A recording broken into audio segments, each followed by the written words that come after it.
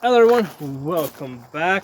So today we're going to be talking about this Bitterroot Valley 223. Okay, so this is a 50 round box, 55 grain full metal jacket 223. I have not bought Bitterroot in many years. I used to get Bitterroot for my 500 and Smith and Wesson. Probably still have a couple of those. This is like from way back. That's when it was cheap. Okay, so that was there was a time when getting Bitterroot 500 Smith and Wesson was like the cheap way to go for 500 Smith and Wesson.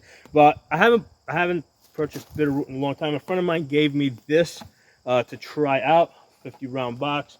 So I said, hey, you know what? Let's see what kind of grouping we get. So I took this out to 100 yards. Did a couple of groups. I think the best that I got was at 100 yards was 3.5 inches. Okay, so this is not great ammunition, not terrible, but and this is pretty typical. Like I'll get like a group here, and then I'll get like one that's way off.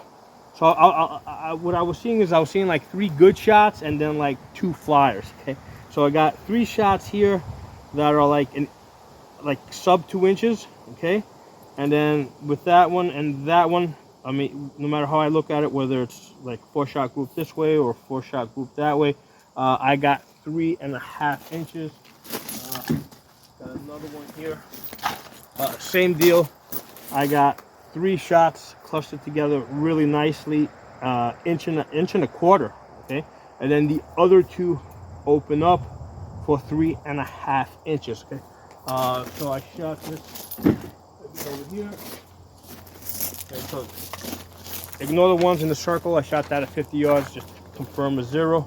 And again, same deal. I got a 3-shot cluster here that was 2 inches, and then I got 2 shots over here that opened up the group to 3.5 inches. Okay, so I don't know how they do this, and I know I wasn't pulling my shots that much. I mean, I can be off by a half inch, an inch, but I'm usually not going to be off that much if I got good ammunition. So this is probably some inconsistency in the gunpowder. I don't know how they do it in these factories. Like, I don't know if they've got like 2 or 3 different machines that are loading 223, and then the ammunition from like these different machines that are doing different loadings ends up in one bin that they then loaded into the boxes. I mean, I would think that if they would isolate the different machines, right, so that everything coming out of this machine goes into this box, everything coming out of that machine goes into that box, because I'm getting some 3-shot groups there that are like 1.5 inches. Now, one of the things I wonder is, I don't know if Bitterroot Valley actually makes the ammunition themselves.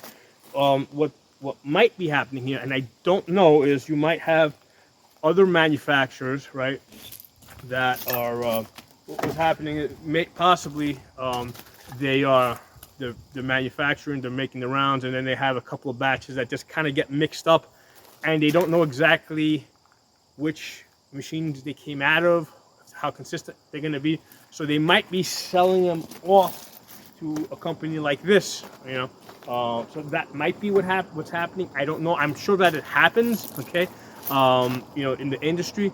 But yeah, it's kind of strange, right? When I shoot ammo, and I get like really nice 3-shot groups, and then I'll get 2 shots that go wide, and I know I didn't pull the trigger or jerk the gun, because normally when I'm shooting, I'm paying attention to the aiming point, and when I want to see, when it's on the bullseye, I want to see this, right? I want to see boom, boom, boom. If I do this, boom, boom, I know I pulled the shot.